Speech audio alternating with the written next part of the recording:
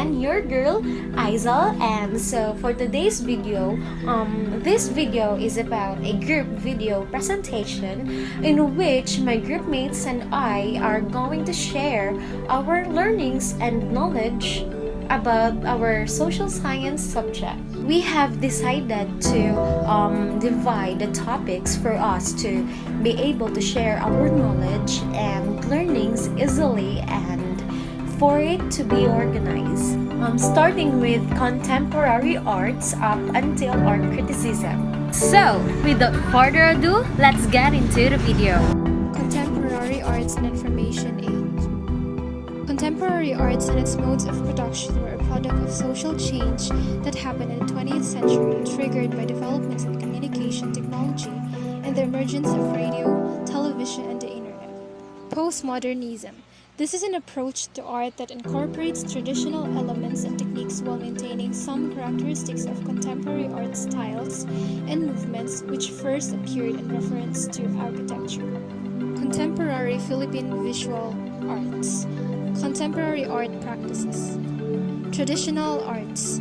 This refers to art that is passed from generation to next within the context of daily life in the community. Studio arts. These are visual arts that includes paintings, sculptures, and graphic arts. Neorealism. Influenced by Western Cubism, where objects are analyzed and broken down into geometric structures and shapes and viewed from a multiplicity of angles.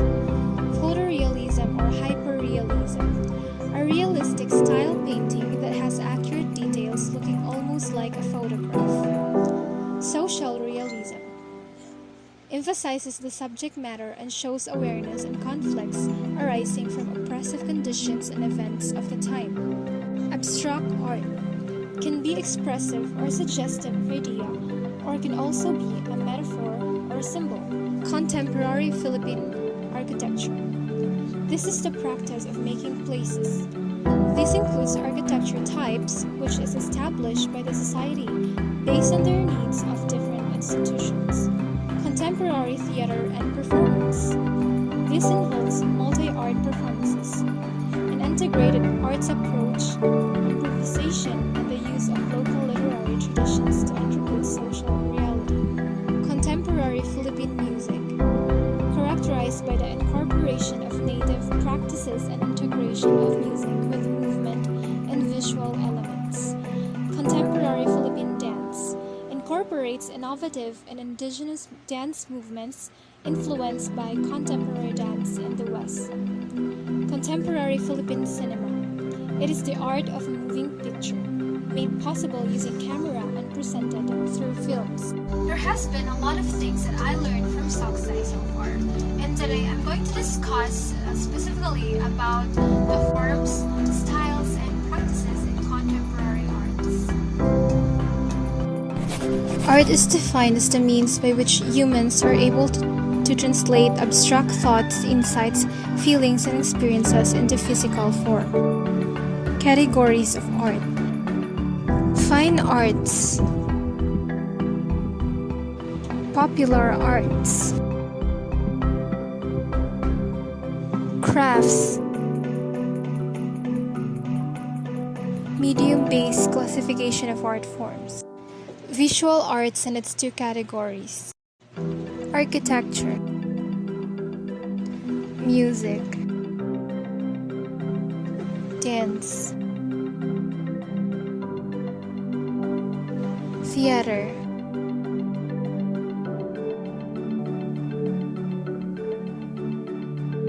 Photography.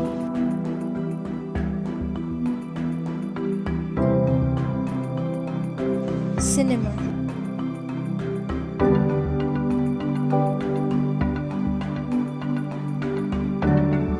Broadcast art.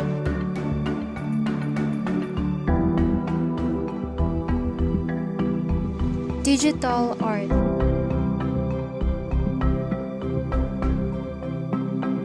Installation. And now I will be the one who will discuss about context of arts. As what I have remembered, context refers to factors that surround the works of art. This includes a host of conditions such as historical events, economic trend, contemporary cultural developments, religious attitudes, social norms, other artworks of the time, among others. Historical and cultural context refer to the political, historical, social, and artistic climate or period in which the artist was working when the art was created. Contexts of art may be classified into two: primary context and secondary context. Primary context refers to the artist, his or her attitude, interest, values, and beliefs, education and training, and biography.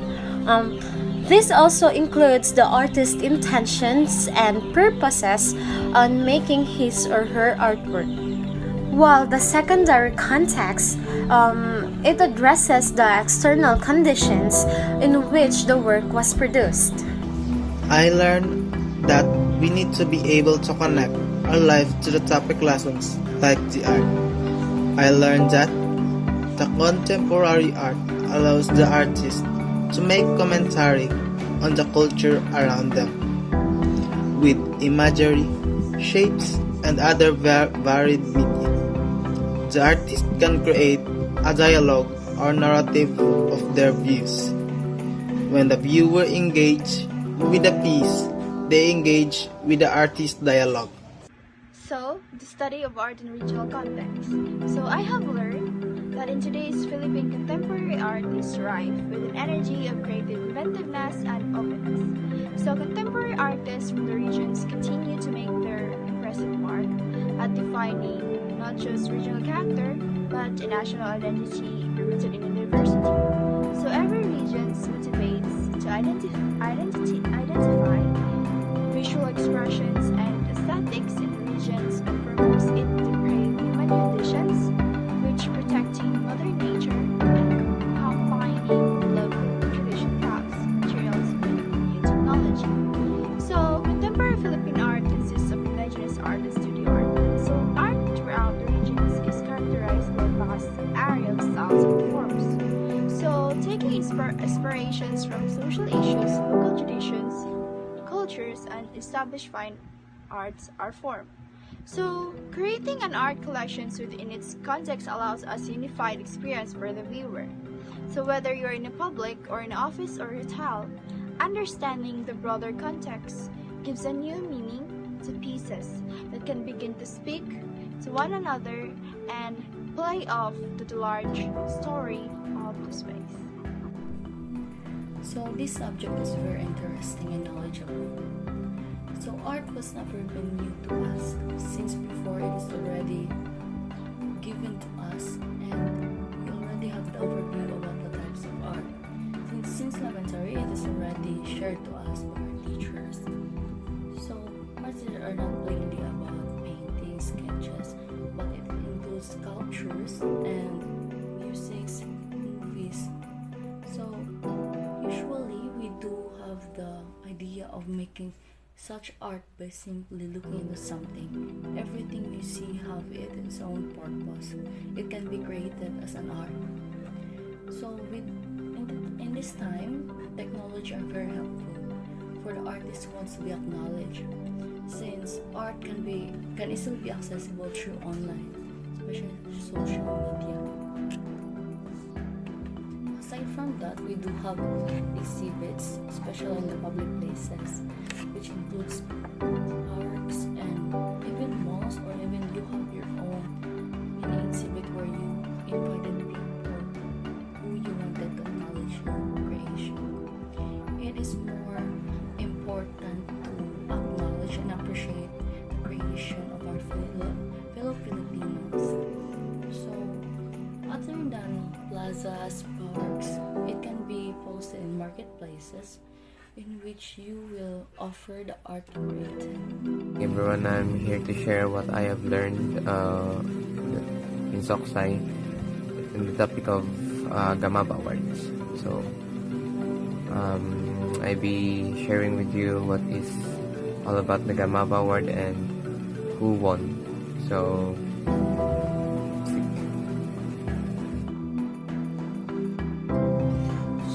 the Gawad sa Manlika ng Bayan Award or GAMA Award in April 92, the Gawad sa Manlika ng Bayan or the National Literature Award was institutionalized through Republic Act number 73555. Tasked with the administration and implementation of the award is the National Commission for Culture and the Arts, the highest policy-making and coordinating body for culture and the arts of the state. The NCA, through the Gawad sa Manlika ng Bayan Executive Council, conducts the search of the finest traditional artists of the land, adopts a program that will ensure the transfer of their skills to others, and undertakes measures to promote a genuine appreciation of and instill pride among our people and about the genius of the Manlika ng Bayan. So, this is the Gawad Manlika ng Bayan logo.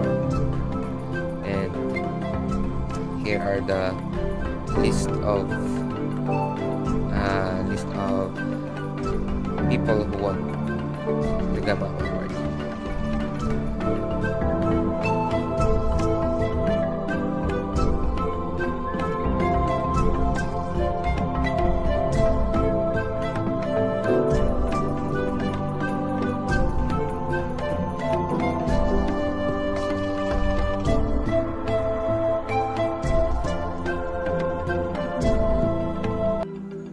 Modernity has threatened the tribal, cultural, and artistic heritage of the Philippines. The NCCA tried to come up with a way where people who thrive to preserve the ritual continue enriching our past culture. I learned that a national living treasure or Manlikha ng Bayan is a Filipino citizen or a group of Filipino people engaged in any traditional art whose distinctive skills have been passed on to and widely practiced by current generations in their culture, with the same degree of cultural and creative competence. These indigenous artists who have kept Filipino creative alive are Juan Ahadas, Magdalena Gamayo, Eduardo Mutuk, Lang Dulay, Samson Sulaiman, Haja Amina Api, Federico Caballero, Ginao Bilog, Salinta Munon, Masino Intaray, Darhata Sawabi, Teofilo Garcia, and Alonzo Sacla. These folk and traditional artists, as a collective, represent the diverse heritage and cultural practices that have transcended their origins to become part of our national culture. As Filipinos, they put to the notice and appreciation of Filipino life-age-old traditions, crafts, and ways of life. And the last lesson that I will tackle is about art criticism. Art criticism is an organized approach in studying a work of art. And art criticism as well helps us to understand the true meaning of an artwork. There are 8 philosophical positions in art criticism. These are formalist criticism, ideological critics, psychoanalytic criticism, structuralism, post-structuralism, feminist criticism, post-colonial criticism, and phenomenological criticism. Art criticism as a 4-step process. First step is description. During this stage, you will collect information about the subject of the artwork without giving value, interpretation, and judgment. Second step is analysis. This step deals with work's composition or formal qualities. Third step is interpretation. This step focuses on the content of the work. And the last part of this step is judgment. In this step, you will tell whether the artwork is successful or not. That's it, guys. My video ends there and I hope you learned something. See you in the next one.